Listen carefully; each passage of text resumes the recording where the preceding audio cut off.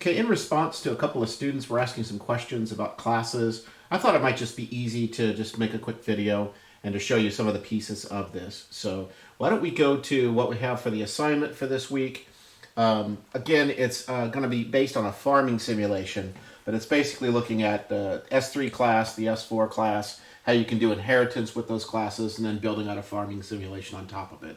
So going to the assignment specifically, it's looking for one S3 class that's called crops, and that crops will track soybeans, wheat, and corn harvest. Now you can do that in one class, or you can do that in three classes or three iterations of a class, like having a crops class and then having separate, iterative classes of, or inherited classes of soybeans, wheat, and corn, respectively.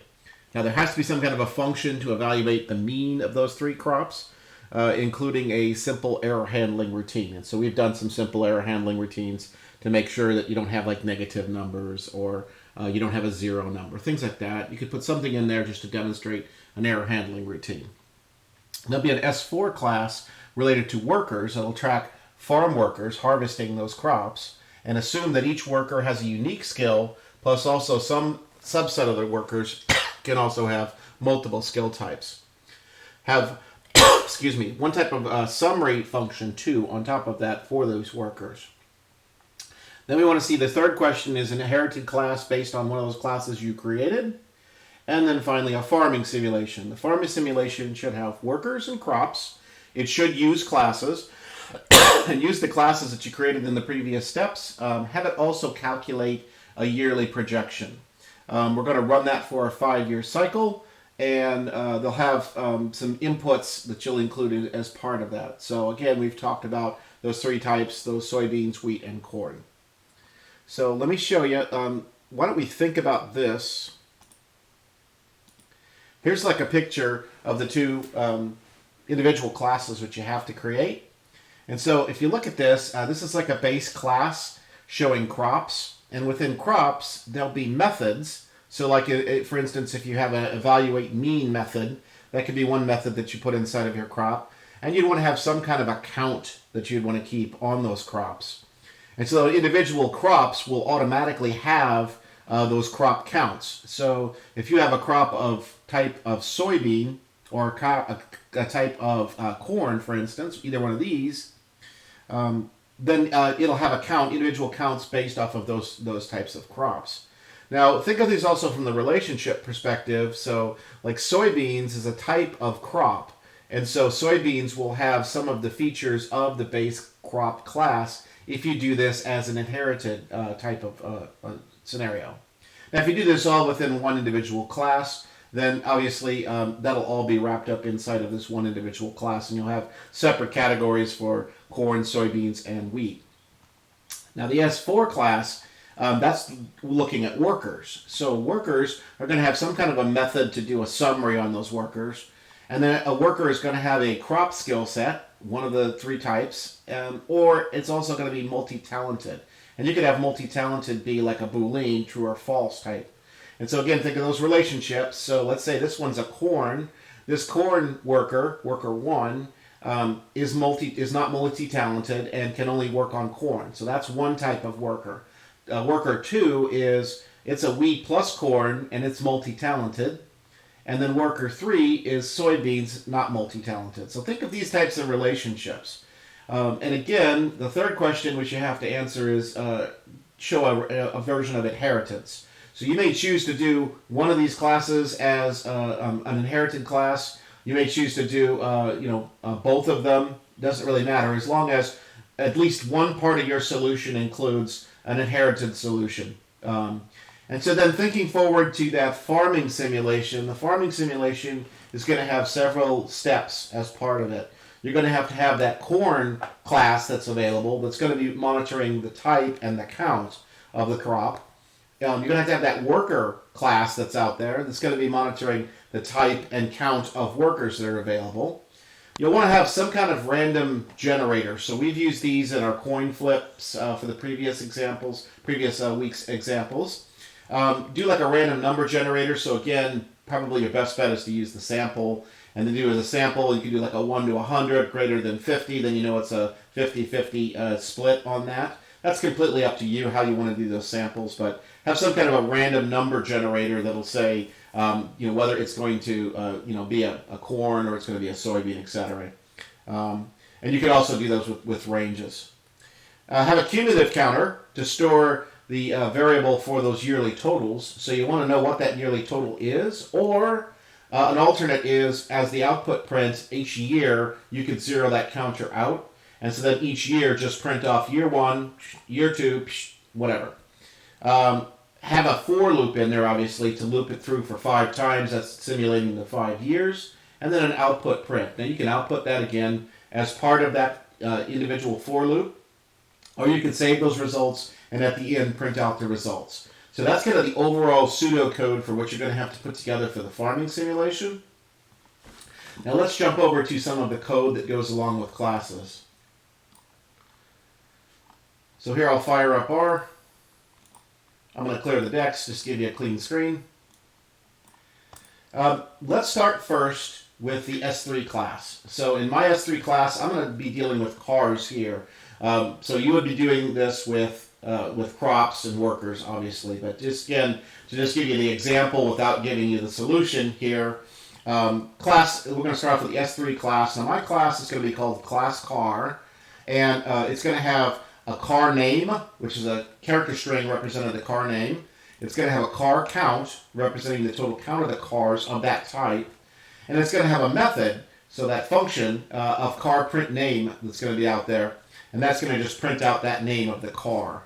So the first thing which we do is we create a list. And I'm just going to create a list. I'm going to call my first car that I put into that list base. Just to give you a base starting point. And I'm going to say that there's no cars in that. You could make this anything you want. Choose your favorite, your favorite brand of car, or if you're doing this for crops, choose your favorite crop, put that in there. The next thing, you use the class keyword. So when you do class car, and I'm going to set that back to itself, this class car right here. And so that's going to actually create the class. And then we can do a check statement to actually view that it's created it. So let's go through these 3 steps. And let me pull the console up here. So we can see here that it has car name, it has car count, and it has the type is class. And we can see that the class name is class car. So that class is created at that point. The S3 class is created at that point. Now, I'm going to have my own function that I'm going to introduce into that. And so I'm going to call this function car print name. And so it's basically just going, you see the function parameters, you see the function structure set up here. So it's just basically going to use this use method, and when it use method, it's going to use the same name that I'm going to have for my function. So car print name, this is going to create that initial function and attach it to the class. Now the next thing I want to do is actually define that method inside of the class. And so here, I'm going to use the object keyword inside of my function. And I'm going to use the car print name, the name of the function which we just attached in the use method, and class car to let you know that that's going to be attached to class car. Now this is going to be simple. It's just going to do a printout of your car name is, and then it's going to actually spit out the car's name right here, as you can see. So you're passing in the object. It's using the $sign notation. And you can see that it's a little different. We get to S4, but in the $sign notation, it says like car name, and that's going to print out the car name. And then this /n is simply going to kick it to a new line, just to make it look pretty. And so let's go ahead and run that. And now it's added that function up here. And so here, if I call car print name, you can see your base name, your base car name is base. Now, this is the way inheritance works with S3. It's going to be a little different when we get to S4. But for S3, let's say I wanted to create a new class called fancy car. And that car is going to be based on this class car that I just created. So again, if we go back to the example of the crops here, this would be like I'm creating corn off of a crop class. So fancy car, I'm going to again create a list, and I'm going to call this one Tesla. I'm just going to use a specific brand name. I'm going to go through that same process of using class and fancy car, but when I use this, I'm going to also use the concatenate, And I'm going to use fancy car as the first parameter, and the second parameter is going to be class car. So this is telling it, I want to create a new class called fancy car. I want to inherit that from the class car that we've just finished creating. And now let's go ahead and run that. And it has created a new class called fancy car. Okay, so now we're going to talk about the generic functions. There's a generic function that's built in that's called print. And so I want to override that generic function. And I'm going to have the, for the fancy car, I'm going to have it print out the actual, this car is a, and then the car name. And so what I've done here is using print and then dot and then that class name, using the object keyword right here, I'm going to pass that in, and then I'm going to use the car name. And so then again, I'm just going to spit it out as a concatenation, as a to the console cat. This car is a. I'm going to use the second parameter of that car name, and then the /n to give it a new line. Here's the big piece right here. It's going to say inherits from fancy car, class car. So if this works, this will return. So let's go through this. There's fancy car. Now I'm going to check to see if the inheritance is actually working. True, it's working. So then I know that it's actually doing inheritance. So right now, fancy car is inheriting values from class car. I can put those side by side here for you so you can see what that looks like. Here's class car, and here's fancy car. And so you can see the output of this is overriding that print function. So when you actually print this out, it's going to print out this car is a Tesla, as opposed to the car type that was included as part of that, as opposed to the base print function, which comes as part of a class declaration. So that's S3 classes. Now let's switch up to S4. And again, S4 is a little bit more strict. It's a little bit more aligned to what you see in other object-oriented languages, Java, C, etc. But I'm going to use a similar type methodology here. So car name is going to be the string that represents that car name. Car count is going to be the count of the total cars. And car print name is going to be the method that prints the name of the car. So what I'm going to do here is I'm going to use this set class operator function. And inside of set class, I'm going to call this class car. From this point forward, the S4 class is going to be car. Remember, the S3 was CLS, class car. So use car. Then the second thing you should do is you set up the slots for this. So the first slot, and then I'm going to enclose that in a list. I'm going to call the first thing a car name. And then you use the types. So like car name, this is going to be a character string. ID, that's going to be a numeric. And car count, that's also going to be a numeric. So very similar to what you will have to do over here when you're creating these. You can see this is there's a logical operator, a Boolean operator that you can use for the multi-talented to say yes or no. Or you may just want to have it as a 1 and a 0 using a numeric. There's all kinds of ways that you can do that. You can do a true false as a character. It doesn't really matter.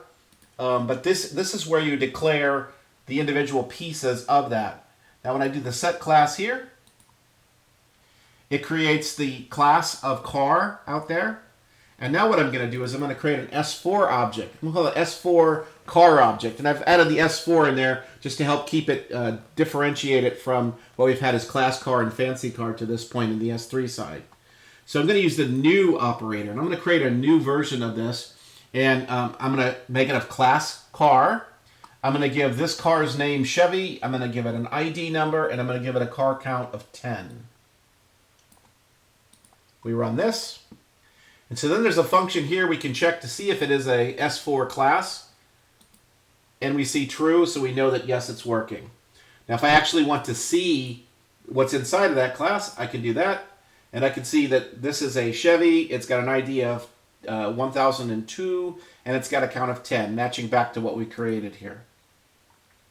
So if you need to view the contents of that, you remember how we used the $sign operator above, and we've used $sign operator with data frames and things like that.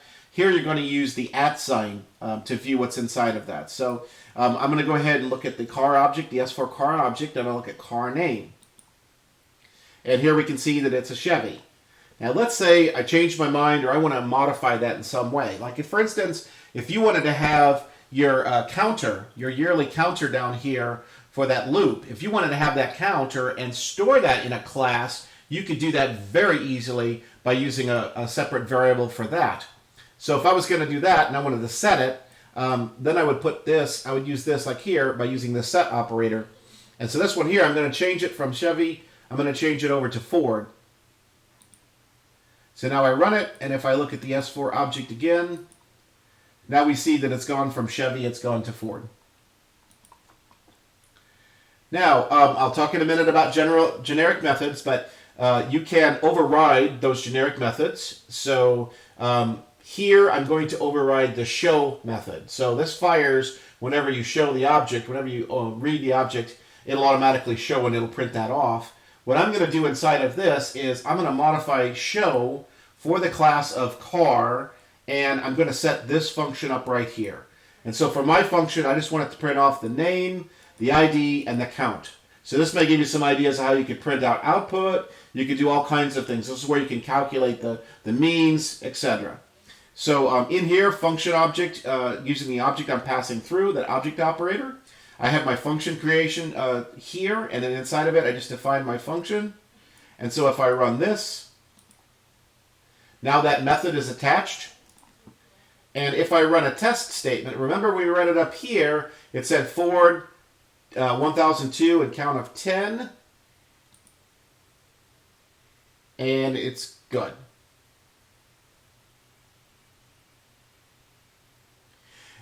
Okay, reading from within it, I've discussed this before. This is the @ operator.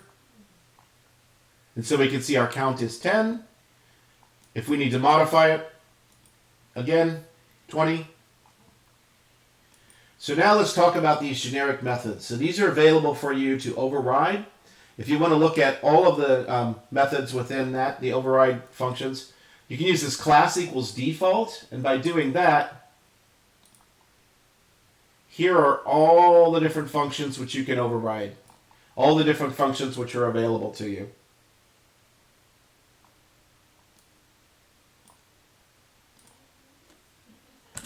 Spelling error. Okay, I can also use show methods, and I want to see the methods that are attached to the show function. And here we can see all of those that have show. And here we see our car class that's in there too as well. Because again, remember I overrode show right here.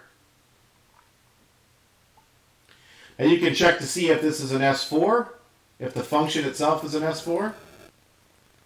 Print is not. Show should be. And so we get a true there. And so those are check statements that you can add just to verify that what you're expecting, yes, that it is working. Now finally, let's talk inheritance about S4 functions. So with inheritance of S4, we're going to use this set class. I'm going to create a new class. I'm going to call it American Car. And out of American Car, I want everything that's included in car, plus I wanted to add a new one called country. And in country, my first time through, I'm going to set that to USA for the entry that I make into it. So let's go ahead. First of all, the class name, American Car, using the set class function. Slots, these are the new slots I want to add to it. So I'm going to add this character of country. I'm going to add that in there, a character string. And by using contains car, that's how it tells it what the base class I want to base this off of is. So I'm basing it off that S4 class that we created called car. Run that. Now I'm going to create an instance, an actual instance of this new class that we just created. I'm going to call that US car. Now US car, I'm going to use the new operator. I'm going to use the class type of American Car. And then I'm going to populate it with some values just so we have something to take a look at. And so American Car is going to be the class. The car name is Family Truckster. ID is going to be 20. Car count is going to be 10. And the country, I'm going to set it to USA. So let's go ahead and run that. And now I have a US car that's out there. And if I show it, we can see that that's available too as well. So that's how you do inheritance on S4 class. So that should give you the basic building blocks to do those 4 items that you have to do. Again, an S3 class based off of crops, an S4 class based off of workers, inheritance on one of the classes or both of them, and then a farming simulator. So think through all the steps you have to put together in order to build that farming simulator. But this is kind of the roadmap for how you can do that. And there's a lot of flexibility. You can make it, but I would, again, as I've suggested with other simulations, start off simple. Start off with something that you know that is working, and then if you'd like to enhance it and build some additional pieces on it, then by all means, please expand on that. But as long as it has these 4 basic components to it, you'll get full points for this particular solution. If you have any questions, please just reach out. Also post on the discussion forums, and have a good day. Thank you.